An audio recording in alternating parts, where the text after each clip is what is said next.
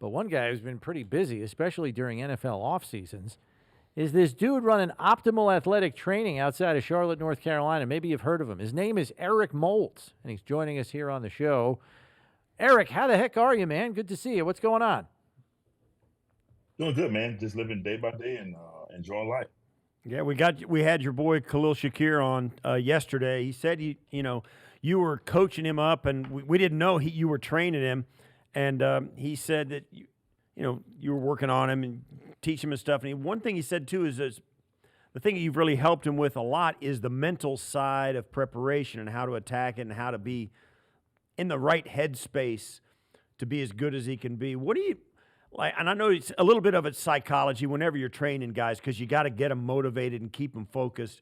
What do you see in Khalil about his game, where he's headed, what he's up to, and how he's progressed under your guidance? Yeah, I mean, Steve, what I did with Khalil was that you have to gain the player's trust first, and they have to trust you to know that you know what you're doing, and he did. I always said this to guys. I learned from you, Andre Reed, and all those guys before me. The game is 90% mental. So if you can think the game before it happens, you put yourself in a better position. And those are a lot of the things that we did, having an understanding how to set up your routes, how to run routes, how to get certain releases. What's the difference between press coverage, hard, soft press coverage, and off coverage? And we worked on those things daily, and he started to pick them up pretty good. Like I told him, it's clear. I just want you to go in there and stack your days. Take every day and just do something special one day, and then the next day come and do something again. So if you do that, be where your feet are, you'll be successful. I'm curious, Eric, because there's different kinds of body types, obviously at the receiver position in this league, and I mean, just being around him every day, I'm just curious what your thoughts are because not everybody can. I mean, everybody's got to learn at the receiver position how to drop their weight and get in and out of a route, especially at the stem. Among other things, getting off the line, these kinds of things. And I would imagine a lot of those techniques carry through no matter what your body type is. He's kind of a long torso guy. Does that factor in at all to how you teach a guy certain things, trying to account for his body type? Yeah, we really wanted to figure out what he does best, and I watched him run routes one day before I even started training him. I said, I want to watch you run routes. I want to watch you how you come out of your breaks, and so I filmed him and study what he's good at and what he's not good at. So those things that he wasn't really good at, we really honed in on those things. The things that he were really good at, we kept those things in our box. We had a box on the right and a box on the left. So the things we were good at, we kept them in our right box. The things that he wasn't really good at, we put him in the left box, and we really honed in on the left side of his plan. So once he started to get those left things, a little bit more strength to those things, we went back to that right box. So we kind of balanced things out, and he picked up things well, man. He's one of those kids that I feel like Shakir can play in a slot, and also he's interchangeable. He can go outside. He's just big enough to play outside. Give us an idea of some of the other. I know you don't train just Khalil Shakir. Where do you see the trend? I mean, you were a great player for a long time, and you see these guys like Khalil coming out now. Do you see any trends of where the position's headed or where the game's headed? Yeah, I mean, it's back and forth. I mean, I remember when I came out and a lot of the guys we had, myself, Keyshawn Johnson and Terrell Owens, everybody was going back to the bigger receivers, the big guys that can run and jump. And then all of a sudden, before me, it was the guys that the Miami Dolphins used to have, the little smaller guys that can get in and out of space, and a lot of the Houston Oilers receivers back in the day, the guys that are quick, fast, and get out in the break. So it's kind of going back and forth. I think some teams are getting to the point where we need both. We need a guy that can get in and out of cuts, and we need to get some guys that can go deep, and the bigger guys that can take those run of those hits going across the middle. So you see a lot of that trend happen in the National Football League. I mean, Khalil, he didn't have trouble getting separation last year as a rookie. He seemed pretty adept at that, and maybe that's something that was in the strength box that you just outlined. But he was talking to us yesterday on the show about maintaining his speed through the stem of the route as something that he really wanted to focus on because he's like, I'm already pretty good at separation. If I can maintain my speed through the stem of the route, logic says I should have even more separation by the time the ball's coming to me. Can you just walk us through that and maybe some of the conversations that you guys had back and forth on that subject? Yeah, I told him that you can't run every route like it's a go route. You have to set certain routes up. I call it. I tell receivers that I train in the pros, college, and high school. I tell them you have to have change of speed. You're not going to run the slant route just like you run the go route. You're not going to run the go route like you run the slant route. So you have to have change of speed. And when you got intermediate routes, when you run your hooks and your digs, you can kind of change your speeds up to try to throw the DB off. Because if you say the same speed, these defensive backs are so athletic and so good, they can read how you run routes. So you got to change your speeds up a little bit, come off a little bit slow, then explode, and then come out of your break. So you got to get them to turn their hips. If you can't get a defensive back to turn his hips, you're not going to be very good in no league. Congratulations are also in order. You're going to be inducted into the Greater Buffalo Sports Hall of Fame this year. Congratulations on that. How did they notify you, and when's that event going to happen? Do you know? Yeah, they notified me. Actually, they notified me when I was actually training Shakir. It was kind of a cool deal, and to hear me go through that and he listened to the conversation was pretty spectacular. But I think it's going to happen in November. I'm excited about it. It's an honor. I spent a decade in Buffalo, so you grow up with that community, and a lot of the kids in that community grow up watching you play.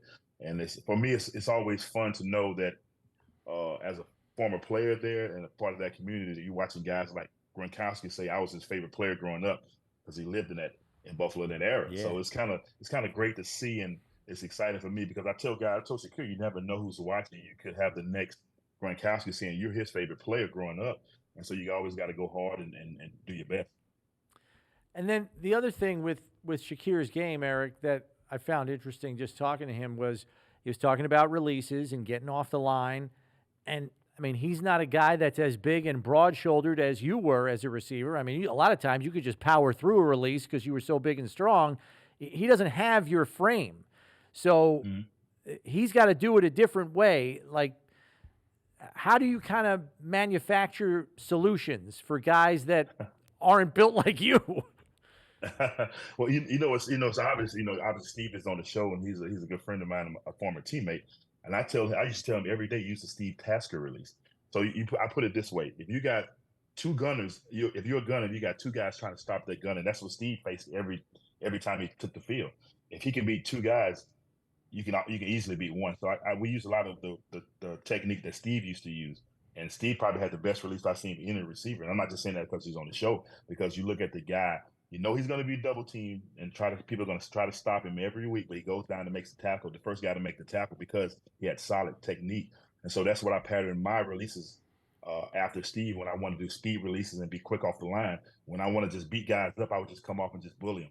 So Shakir's not going to be that bully type of guy. He's going to have to use kind of the Steve Tasker mentality and create space and just create a new line of scrimmage, I call it. Yeah, most people think, and you're right, when you come off the ball as a wide receiver, people see it and it looks natural, like you're just faking the guy out and trying to go. But most of those releases are choreographed and practiced. You do it rep after rep after rep after rep, and you decide before the ball is snapped where you want to go, right? Inside, outside. How much do you worry about it? Like, what do you tell? Because I struggled with this.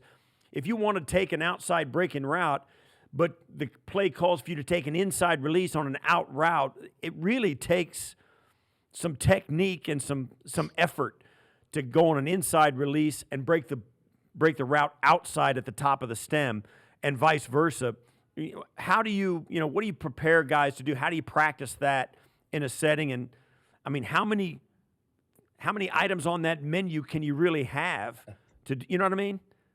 Yeah.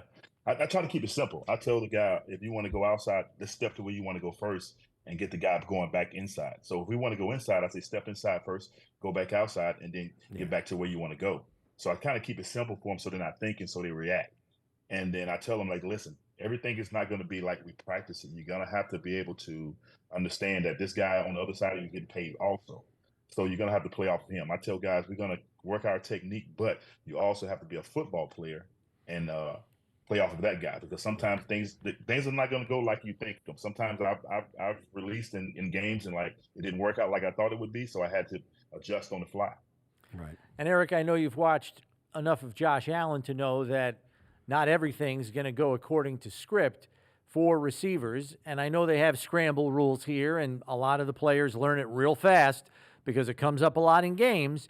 But is there anything from your training that you can incorporate into that aspect of what a receiver would be responsible for, especially for a place here like Buffalo with a quarterback like Josh? Well, we worked on a lot of things that I learned in the past. Steve can tell you this: the scramble rule. It applies in every era. You work on these things every day. You have an understanding that, okay, if I'm the deepest guy, I want to come back and get in Josh's face. If you're the short route guy, you want to go deep. You have these routes in place and you practice them. And we just went over a lot of those things because you have a quarterback like Josh to say, okay, our play broke down. We're not dead because we have a quarterback that can scramble and has been known to make plays with his legs. And so that's, as a receiver, is a plus for you because you want to stay alive. So you just implement those scramble drills that you've learned over the years. And we went over those, and I said, hey, if you're short, go deep. If you're deep, come back. If you're coming across, you got to get in the quarterback's vision. So we just work those things over and over again because they're going to come up during the season. Well, Eric, thanks for coming on with us. Do you have any plans to come back to Buffalo all this season? You come back to a home game at all? He'll be back for the for the induction, November for the induction. But Yeah. any plans yet to come back to catch a game? Oh yeah, I plan on. I feel like this team is going to be one of the teams that really make a lot of noise, and I feel like it's our year every year. But I really feel like this is our year because nobody's expecting us to do what we're capable of doing. So obviously we'll be back. Cool stuff. That sounds good. Let us know when you're in town. We'd love to have you on the show again, and maybe we can kind of revisit just how Khalil's doing, thanks to a lot of your tutelage. Appreciate it. Thank you. I appreciate you guys. I look forward to seeing you guys.